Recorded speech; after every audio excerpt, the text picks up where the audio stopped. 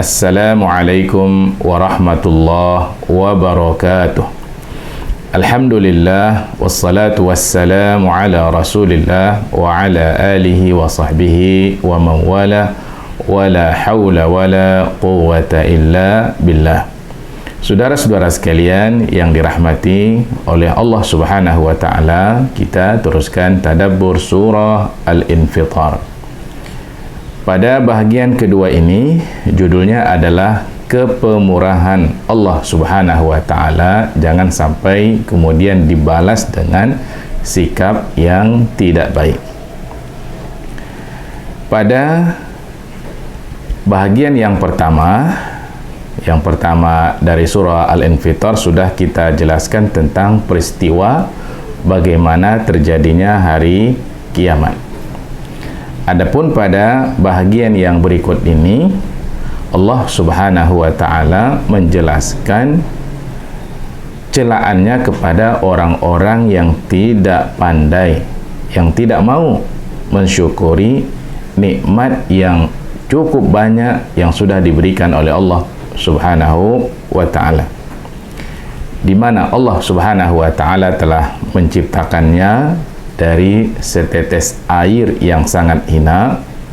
Kemudian setetes air itu berkembang sedikit demi sedikit di dalam rahim seorang ibu, sehingga menjadi makhluk yang sempurna, punya tangan, punya kaki, punya kepala, punya badan, punya mata, punya telinga, punya hidung, lengkap anggota luar dan juga lengkap anggota badannya, diciptakan oleh Allah Subhanahu wa taala.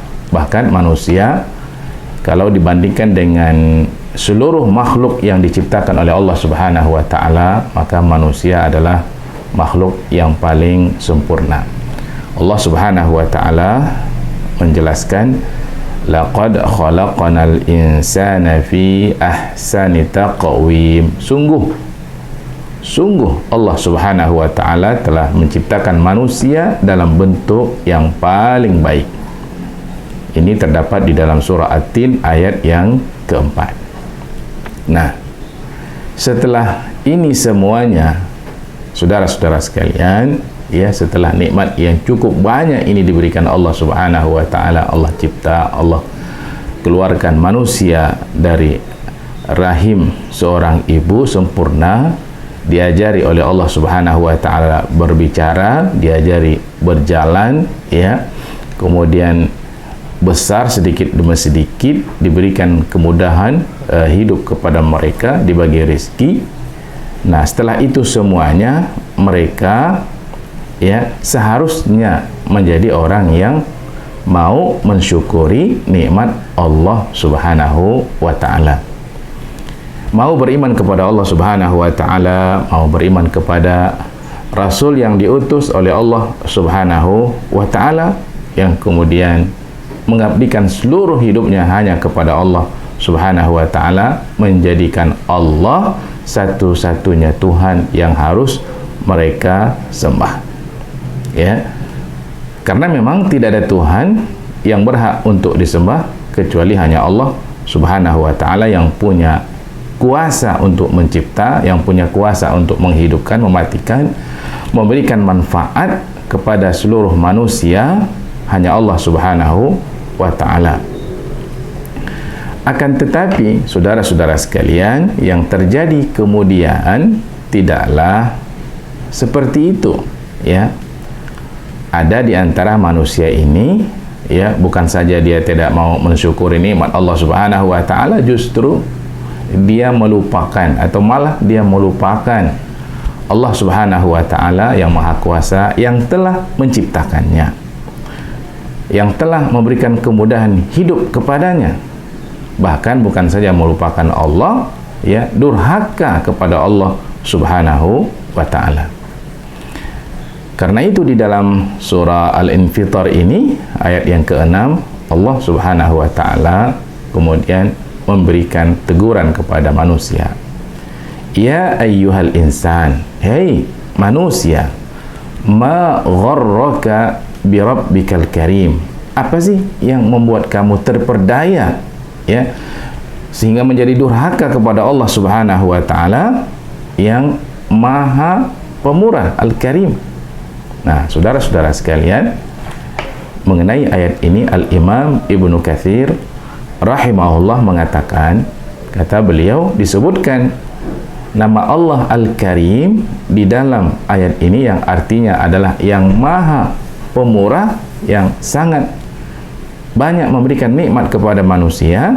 Itu adalah untuk mengingatkan siapa? Mengingatkan manusia tadi bahwa sesungguhnya dia tidak pantas kepemurahan Allah Subhanahu wa taala itu dibalas dengan perbuatan yang buruk, perbuatan yang tidak wajar, yang tidak terpuji. Tidak pantas dibalas kepemurahan Allah dengan perbuatan yang tidak terpuji. Ini yang dikatakan oleh Al-Imam Ibnu Katsir rahimahullah di dalam kitab tafsirnya.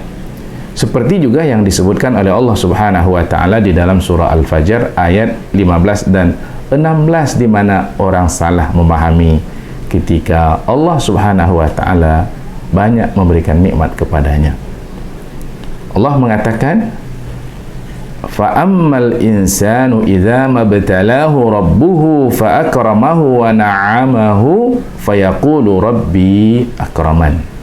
Ada di antara manusia yang apabila dia diuji oleh Allah Subhanahu wa taala, coba lihat, diuji oleh Allah Subhanahu wa taala, yang bentuk ujian itu adalah fa akramahu, Allah berikan kesenangan kepada dia, wa na'amahu, Allah berikan nikmat kepada dia, Allah muliakan, Allah berikan nikmat kepadanya. Akan tetapi dia mengatakan fayaqulu rabbi akraman, Tuhanku telah memuliakanku. Wa amma idza mabtalahu, dan adapun ketika Allah Subhanahu wa taala mengujinya. Coba dua-dua perhatikan ayatnya, dua-dua bentuknya ujian. Itu hakikat yang ingin dijelaskan oleh Allah Subhanahu wa taala. Faqadara alaihi rizqahu, kemudian Allah Subhanahu wa taala membatasi rezekinya.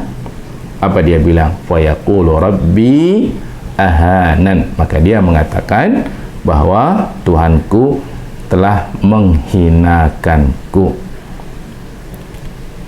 La ilaha illallah. Ini kata para ulama, maksudnya adalah jika Allah memberinya harta, jika Allah berikan nikmat kepadanya, itu maksudnya belum tentu hal itu menjadi ukuran bahwa Allah Subhanahu wa taala memuliakannya. Begitu pula jika Allah membatasi rezekinya, apakah itu yang kemudian dijadikan ukuran bahwa Allah tidak menyukainya, Allah membencinya, Allah menghinakannya? Tidak, bukan, belum tentu juga itu yang menjadi ukuran. Ini salah dalam menyikapi pemberian Allah ataupun ujian dari Allah Subhanahu wa taala. Nah, di sini Al-Imam Al-Qurtubi rahimahullah mengatakan, kata beliau mengenai ayat ini, jangan sampai juga, kata beliau, ketika Allah Subhanahu wa taala memaafkan seseorang dan kemudian tidak menghukumnya, ya, membiarkannya, Allah biarkan dia begitu, jangan sampai juga dia menjadi tertipu. Sebab boleh jadi itu adalah sebuah istidraj dari Allah Subhanahu wa taala. Ya. Jangan sampai ini Allah tidak tahu, Allah biarkan saya, ya. Kemudian dia berbuat semena-mena, sewenang-wenang setelah itu. Ya, Allah bahkan terus berikan nikmat yang banyak kepada dia. Jangan sampai. Ya, coba lihat Qarun. Orang yang cukup banyak diberikan harta oleh Allah Subhanahu wa taala, akan tetapi nikmat yang begitu banyak yang Allah berikan hakikatnya adalah istidraj dari Allah Subhanahu wa taala. Justru dengan diberikan banyak nikmat itu, itulah yang menjadi pintu kehancuran bagi Qarun. Na'udzubillah min dzalik. Saudara-saudara sekalian yang dirahmati oleh Allah Subhanahu wa taala, ya, ayat ya ayyuhal insanu ma gharraka bi rabbikal karim, itu ayat itu walaupun turun berkenaan dengan Ubay ibn Khalaf, ya, salah seorang tokoh di mana dia mengingkari akan adanya hari berbangkit. Tokoh Quraisy dia mengingkari hari berbangkit, yaumul ba'thi.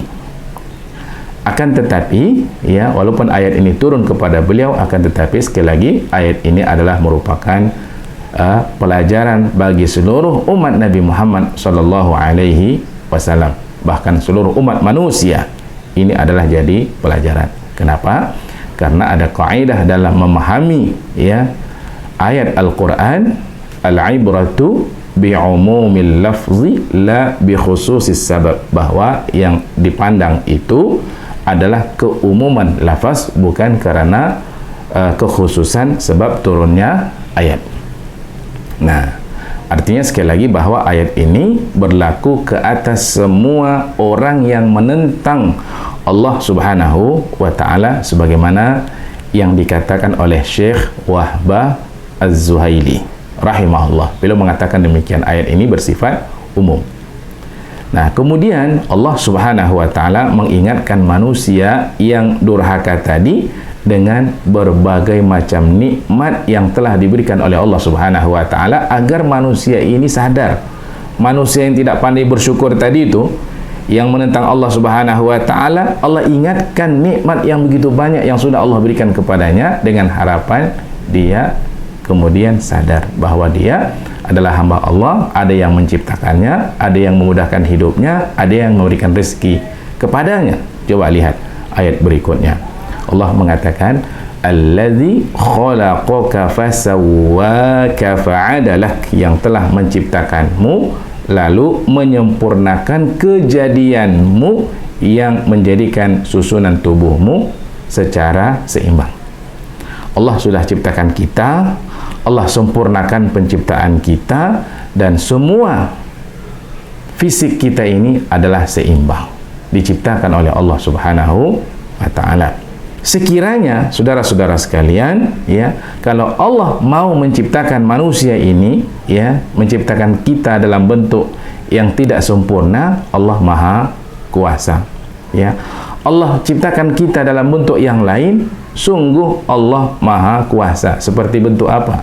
Ada sejenis penyakit ya, ada namanya orang hamil penyakit buah anggur. Dia tidak menjadi anak tapi menjadi penyakit buah anggur ya. Itu ada. Allah ciptakan dalam bentuk seperti itu. Ada yang Allah ciptakan dalam bentuk hewan ya, dan sebagainya. Dan Allah juga Maha Kuasa untuk melakukan semuanya yang sudah kita jelaskan itu. Allah Maha Kuasa untuk melakukannya. Makanya pada ayat berikutnya Allah mengatakan, fi ayyi suratin ma syaa rakkabak, dalam bentuk apa saja dia menghendaki dia bisa menyusun tubuhmu. Maksudnya dalam bentuk apa saja. Coba kita lihat di dalam surah Ali Imran ayat yang ke-6. Allah Subhanahu wa ta'ala berfirman, huwallazi yusawwirukum fil arhami kaifa yasha, dialah Allah yang telah membentuk kalian dalam rahim ibu kalian sebagaimana yang Allah kehendaki. La ilaha illa huwal azizul hakim, tidak ada Tuhan ya selain Allah yang maha perkasa dan maha bijaksana. Coba apa hubungan antara Allah ciptakan kalian di dalam rahim sebagaimana yang diinginkan oleh Allah Subhanahu wa ta'ala, setelah itu Allah mengatakan tidak ada Tuhan yang berhak untuk kalian sembah kecuali Dia. Artinya kalau kalian mengakui bahwa Allah yang telah menciptakan kalian, bahwa Allah yang telah memberikan rezeki kepada kalian, memudahkan hidup kalian, itu artinya bahwa kita tidak punya pilihan untuk menyembah kecuali hanya kepada Allah Subhanahu wa ta'ala. Nah, dalam hal ini Ikrimah rahimahullah pernah mengatakan, jika Allah mau ya, kata beliau, Allah akan menciptakan manusia itu ya, bisa dalam bentuk manusia, bisa dalam bentuk keledai, himar kata beliau, bahkan bisa dalam bentuk qiradah, monyet, dan juga bisa dalam bentuk khinzir. Na'udzubillah min dzalik. Nah, karena itu saudara-saudara sekalian, dari ayat ini kita bisa membaca pesan ya. Apa pesannya di sini? Pesannya adalah hendaklah kalian senantiasa bersyukur kepada Allah Subhanahu wa taala atas nikmat yang begitu banyak yang sudah diberikan oleh Allah Subhanahu wa taala, seperti kita diciptakan Allah dalam bentuk yang paling sempurna ya dibandingkan dengan makhluk-makhluk yang lain. Hanya masalahnya sekali lagi tadi, ada manusia yang tidak pandai dalam menyikapi nikmat yang sudah diberikan oleh Allah Subhanahu wa taala. Di sini Syekh Abu As-Su'ud rahimahullah, ya, ini ahli tafsir juga, beliau mengatakan ayat di atas adalah merupakan sebuah teguran dari Allah Subhanahu wa taala ke atas mereka, orang-orang yang tidak mau bersyukur tadi, yang salah dalam menyikapi nikmat yang diberikan Allah Subhanahu wa taala kepadanya. Akan tetapi, ya, teguran itu tidak memberikan kesan apa-apa kepada mereka. Mereka tidak merasa ditegur oleh Allah Subhanahu wa taala, bahkan ya mereka bersikap lebih dahsyat dari sebelumnya, yaitu mengingkari akan adanya hari perhitungan nanti di akhirat, ya, hari pembalasan. Allah Subhanahu wa taala berfirman pada ayat berikutnya, kalla bal tukadzibuna biddin. Bukan hanya durhaka saja mereka kepada Allah Subhanahu wa taala, bahkan kalian juga, kata Allah, mendustakan hari pembalasan. Tak yakin mereka akan adanya hari berbangkit. Nah, oleh karena itu sudah saatnya kalian harus memuhasabah diri kalian sendiri. Sadarlah. Coba muhasabah. Siapa yang menciptakan kalian? Siapa yang bagi rizki kepada kalian? Ya, jika kalian ingin hidup di bumi ini, coba cari bumi yang bukan bumi Allah. Coba kalau kalian ingin cari rizki yang bukan rizki dari Allah Subhanahu wa taala. Coba kalau kalian ingin menghirup udara, coba cari udara yang bukan diberikan oleh Allah Subhanahu wa taala. Coba muhasabah kembali siapa kita sebenarnya di hadapan Allah Subhanahu wa taala. Sungguh kelak kita akan diminta pertanggungjawaban di hadapan Allah Subhanahu wa taala. Kenapa? Karena semua yang kita lakukan ini adalah dicatat oleh malaikat Allah Subhanahu wa taala. Dijelaskan pada ayat berikutnya, wa inna 'alaikum lahafizin kiraman katibin ya'lamuna ma taf'alun. Padahal sesungguhnya bagi kalian ada malaikat-malaikat yang mengawasi pekerjaan kalian, kata Allah, yang mulia di sisi Allah Subhanahu wa taala dan selalu mencatat pekerjaan-pekerjaan kalian. Mereka mengetahui apa yang kalian kerjakan. Bahkan di dalam surah yang lain disebutkan oleh Allah Subhanahu wa taala tentang masalah mencatat ini, bahwa apa yang kita lakukan, apa yang kita ucapkan dicatat oleh malaikat Allah Subhanahu wa taala. Disebutkan tidak ada satu perkataan pun yang keluar dari mulut kita kecuali dicatat oleh malaikat Allah Subhanahu wa taala.